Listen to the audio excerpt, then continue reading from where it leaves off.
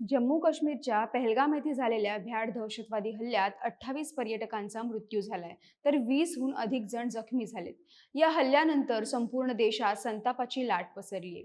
हल्ल्यात सहभागी असणाऱ्या दहशतवाद्यांना लवकरात लवकर शोधून त्यांना कठोर शासन करण्याची मागणी सर्वच स्तरातून होती. या पार्श्वभूमीवर तपासाच्या दिशेनं देशातील सुरक्षा यंत्रणांच्या हालचाली वाढल्यात. हल्ल्यानंतर बैसरणमधील स्थानिकांचे पर्यटकांचे जबाब नोंदवले जात आहेत. तपासादरम्यान हल्ल्याच्या ठिकाणी असणाऱ्या मोबाईल कॅमेऱ्यांमध्ये असणारे व्हिडिओ क्लिप्स, फोटोज हे लक्षपूर्वक तपासले जात आहेत. आता या हल्ल्याचे आणखी एक व्हिडिओ समोर आलाय. हा व्हिडिओ एका स्थानिक फोटोग्राफरनं स्वतःचा जीव धोक्यात घालून झाडावर चढून काढला असल्याचं बोललं जात आहे, जो तपासाच्या दृष्टीने महत्वाचा असणार आहे. याचबरोबर हा हल्ला 4 दहशतवाद्यांनी केल्याची माहितीही समोर आली आहे. हे दहशतवादी AK-47 आणि M4 रायफल सारख्या आधुनिक शस्त्र घेऊन फिरत असल्याची माहिती देखील समोर आली आहे. NIAच्या तपासातून ही मोठी माहिती उघड झाल्याचं बोललं जात आहे. या माहितीच्या आधारे सुरक्षा यंत्रणा लवकरच दहशतवाद्यांपर्यंत पोहोचतील असंही सांगितलं जात आहे. पेहलगाम हल्ल्यातील तपासात नक्की कोणते पुरावे हाती लागलेत, आतापर्यंत कोणकोणत्या गोष्टींचा उलगडा झालाय, त्याचीच माहिती घेऊया या व्हिडिओमधून. नमस्कार, मी अनिशा डोंगरे आणि कॅमेऱ्यावर आहेत आर्य मांजरेकर. मंगळवार दिनांक 22 एप्रिलला दुपारी जम्मू काश्मीरमधील पहलगाम येथे भ्याड दहशतवादी हल्ला झाला आणि संपूर्ण देश हादरला. आज या हल्ल्याला एक आठवडा पूर्ण झालाय. या कालावधीत देशांतर्गत हालचाली वाढल्या. दिवसागणिक या हल्ल्याबाबत नवनवीन खुलासे समोर येत आहेत. सध्या सुरक्षा यंत्रणांचा कसून तपास सुरू आहे. माध्यमांमधून समोर आलेल्या माहितीनुसार या हल्ल्यात 4 दहशतवाद्यांचा सहभाग असल्याचं निष्पन्न झालंय. तसेच त्यांच्याजवळ AK-47 आणि M4 सारख्या अत्याधुनिक रायफल्स असल्याचंही तपासातून समोर आलंय. तसंच घटनास्थळांवरून या रायफल्सची काडतुसही जप्त करण्यात आली आहेत.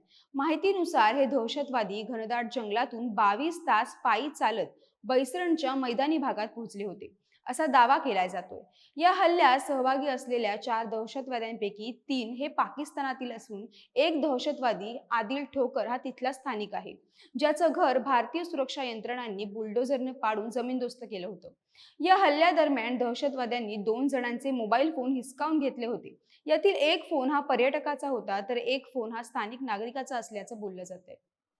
NIAनं दिलेल्या माहितीनुसार जेव्हा दहशतवाद्यांकडून गोळीबार सुरू होता, तेव्हा तिथल्या एका स्थानिक फोटोग्राफरनं संपूर्ण घटनेचा व्हिडिओ हा रेकॉर्ड केला होता. त्यावेळी तो स्वतःचा जीव वाचवण्यासाठी एका झाडावर चढून बसला होता. त्यामुळे हा व्हिडिओ तपासाच्या दृष्टीने अत्यंत महत्त्वाचा मानला जातोय. पहलगाम हल्ल्यात आता बैसरण खोऱ्यात घोडा आणि खेचर पुरवणाऱ्यांचे देखील जबाब नोंदवून घेतले जाणार असल्याची माहिती आहे. या प्रकरणी पोलिसांनी घोडा, खेचर सुविधा पुरवणारे तसंच बायकर्सना देखील चौकशीसाठी बोलावलंय.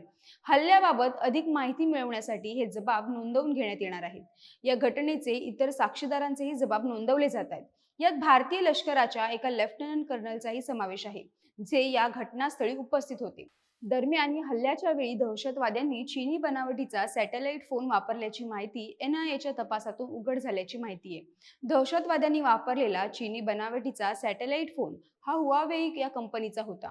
हा सॅटेलाइट फोन ट्रॅक झाल्याची माहिती समोर आली आहे.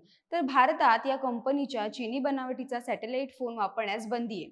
दरम्यान पाकिस्तानमधूनच या फोनची भारतात तस्करी झाल्याचा ANIला संशय असल्याचं सांगितलं जातंय. याचबरोबर भारतीय फोन नंबरचा पाकिस्तानच्या ISI कडून वापर केला जात असल्याची माहिती आहे. भारतातील टोल नाक्यांवर फोन करून भारतीय लष्कराची माहिती घेतली जात आहे. लष्कराची किती वाहनं टोल नाक्यावरून गेली याची विचारपूस करण्यात आलेली असल्याची माहिती समोर आली आहे. पंजाबमधील टोल नाक्यांना ISIचे फोन व्हिडिओ कॉल्स आल्याचं समजलंय. भारतीय फोन नंबरचा वापर करून ही माहिती काढून घेण्यात येत आहे. त्यामुळे एकीकडे सीमेवर गोळीबार करणाऱ्या पाकिस्तानकडून अशा कुरापती केली जात असल्याचं उघड झालंय. हल्ला झाल्यानंतर एका पर्यटकाचा एक झिप लाईनिंग व्हिडिओ समोर आलाय. हा व्हिडिओ दहशतवादी पळून जाणाऱ्या लोकांवर अचूकपणे गोळीबार करताना दिसतोय. यावरून हे स्पष्ट होतं की या दहशतवाद्यांना विशेष लष्करी प्रशिक्षण मिळालं होतं. खरं तर एक पर्यटक येथे झिपलाईन करत होता आणि याच दरम्यान तो सेल्फी व्हिडिओ देखील बनवत होता. या व्हिडिओच्या पार्श्वभूमीवर दहशतवादी हल्ल्यानंतर पर्यटक पळून जात आहेत आणि दहशतवादी त्यांना लक्ष्य करत आहेत हे दिसून येते. दरम्यान या व्हिडिओमध्ये अल्लाहू अकबर अशी घोषणा देणाऱ्या झिपलाईन ऑपरेटरलाही NIA कडून ताब्यात घेण्यात आलेले आहे आणि त्यांना पोलिसांनी चौकशीसाठी बोलावण्याची माहिती ही सूत्रांकडून मिळते. पहलगाम हल्ला झाल्यानंतर त्या ठिकाणी असलेल्या प्रत्येक पर्यटकासह स्थानिक लोकांची ANIच्या वतीने चौकशी केली जाते. सर्वांना समन्स बजावून नेमकी घटना कशी घडली, त्यावेळी तुम्ही कुठे होतात यासह अनेक बाजूंचा तपास केला जातोय. दरम्यान गुजरातमध्ये जप्त केलेल्या ड्रग्जचा लष्करी तैबाशी संबंध असल्याचं एएनआयनं म्हटलंय.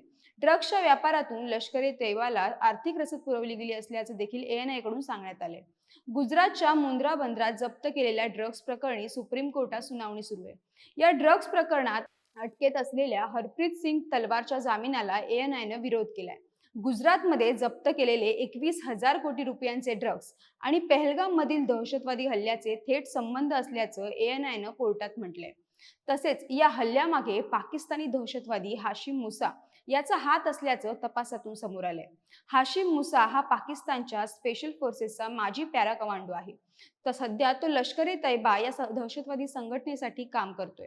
या हल्ल्यानं भारत पाकिस्तान संबंधांमध्ये तणाव वाढला असून भारतानं कठोर पावलं उचलण्यास सुरुवात केली आहे. अहवालानुसार हाशिम मुसा जो आता लष्कर ए तैयबा सोबत काम करतोय, हाशिम मुसाला जम्मू आणि काश्मीरला पाठवण्यापूर्वी पाकिस्तानच्या स्पेशल सर्व्हिस ग्रुपनं विशेष प्रशिक्षण दिलं होतं. तपास अधिकाऱ्यांचं म्हणणं आहे की मुसावर भारतीय आणि परदेशी पर्यटक तसंच स्थानिक नसलेल्या नागरिकांना लक्ष्य करण्याचं काम सोपवण्यात आलं होतं.